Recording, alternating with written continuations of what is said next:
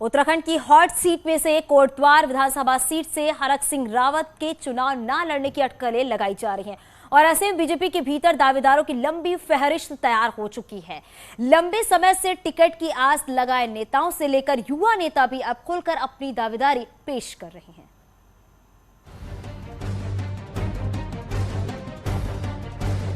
कोटद्वार विधानसभा seat से कांग्रेस से सुरेंद्र सिंह नेगी का टिकट लगभग तय माना जा रहा है, तो वहीं दूसरी तरफ बीजेपी से अभी भी टिकट को लेकर सस्पेंस बना हुआ है। कोटद्वार विधायक हरक सिंह रावत कोटद्वार सीट से चुनाव लड़ते हैं या नहीं, इस पर भी पूरी तरह से सस्पेंस है। ऐसे में बीजेपी के कई नेता कोटद्वार से अपनी दावेदारी पेश कर रहे हैं, जिनमें धीरेन्द्र चौहान, शैलेंद्र सिंह बिष्ट, सुमन कोटनाला का नाम शामिल है। कहते हैं कि हर कार्यकर्ता का अपना अधिकार है, चुनाव लड़ाना सब कुछ भारतीय जनता पार्टी में संभव है।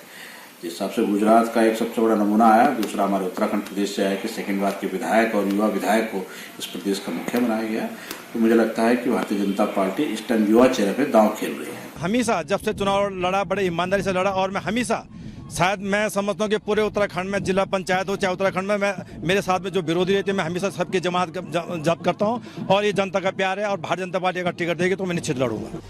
वहीं इन सब के बीच युवाओं में अपनी अच्छी खासी पकड़ रखने वाले युवा नेता राज गौरव नौटियाल भी खुलकर अपनी दावेदारी कर चुके हैं। बीजेपी का टिकट किसकी झोली में गिरेगा ये अभी साफ नहीं है, लेकिन हर किसी की नजर हरक सिंह रावत के अगले कदम पर है। मैंने भी कोटद्वार विधानसभा के प्रत्याशी के रूप में आवेदन किया है। मैंने निवेदन किया है भारतीय जनता पार्टी के हाईकमान से कि कोटद्वार विधानसभा से मुझे टिकट दिया जाए। कोटद्वार से बीजेपी को एक दमदार नेता की जरूरत है, जो आने वाले चुनाव में कांग्रेस के सुरेंद्र सिंह नेगी से टक्कर ले सके। कोटद्वार में नेगी का अच्छा खासा होल्ड है। ऐसे में हरक सिंह रावत के कोटद्वार से शिफ्ट होने की स्थिति में बीजेपी किस पर दांव खेलेगी, ये देखने वाली बात होगी। न्यूज़ 18 के लिए कोटद्वार से अनुपम भारद्वाज की रिपोर्ट। नामांकन की तारीख नजदीक आ रही है और बीजेपी कांग्रेस समेत तमाम दल टिकट फाइनल करने में जुटे हुए हैं। पदाधिकारी राजशुमारी कर रहे हैं, तो नैनीताल और भीमताल सीट पर तराई और पहाड़ी दावेदार आमने सामने आ गए हैं।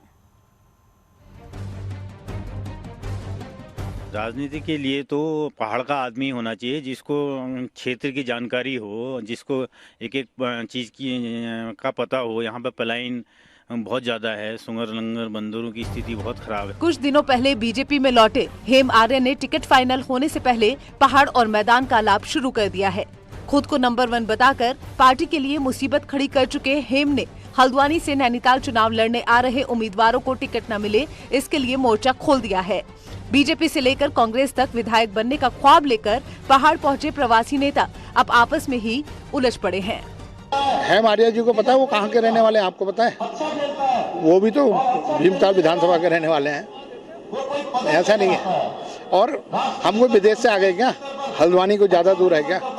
सारा परिवार यहीं रहता है। मेरे अनेकों रिश्तेदारी नातेदारी इस क्षेत्र से जुड़ी है। मेरा स्वयं का आवास यहाँ है।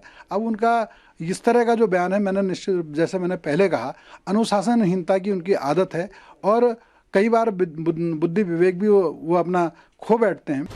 दरअसल नैनीताल सुरक्षित सीट पर बीजेपी के मोहन पाल, दिनेश आर्य, समीर आर्य चुनाव आते ही नैनीताल में सक्रिय हो गए हैं, तो पूर्व विधायक संजीव आर्य ने भी चुनाव हल्द्वानी से नैनीताल आकर लड़ा। भीमताल विधानसभा के हालात और बुरे हैं। आप और यूकेडी के उम्मीदवारों के अलावा सभी बीजेपी कांग्रेस उम्मीदवार बीवी बच्चों के साथ हल्द्वानी में सुख सुविधा ले रहे हैं, क्योंकि खास तौर से छोटी कॉन्स्टिट्यूंसी होने के बाद विधायक के साथ किसी भी समय काम पड़ जाता है। हम लोग थे तो रात अधरात सुबह शाम आते हैं, छोटी बड़ी समस्याएं होती हैं। एक प्रकार से केवल ये हो गया है कि हमको किसी प्रकार से भी धन बल छल से जीतने की जो परंपरा रही है, ये निश्चित तौर से लोकतंत्र में इसका विरोध होना चाहिए। बहरहाल पहाड़ में शिक्षा, रोजगार, स्वास्थ्य बड़ा मुद्दा रहा है, लेकिन वोट के लिए पहाड़ आ रहे पलायन कर चुके नेताओं से पहाड़ का क्या भला होगा, ये खुद ही सोचें और वोट करें। न्यूज़ 18 के लिए नैनीताल से वीरेंद्र बिष्ट की रिपोर्ट।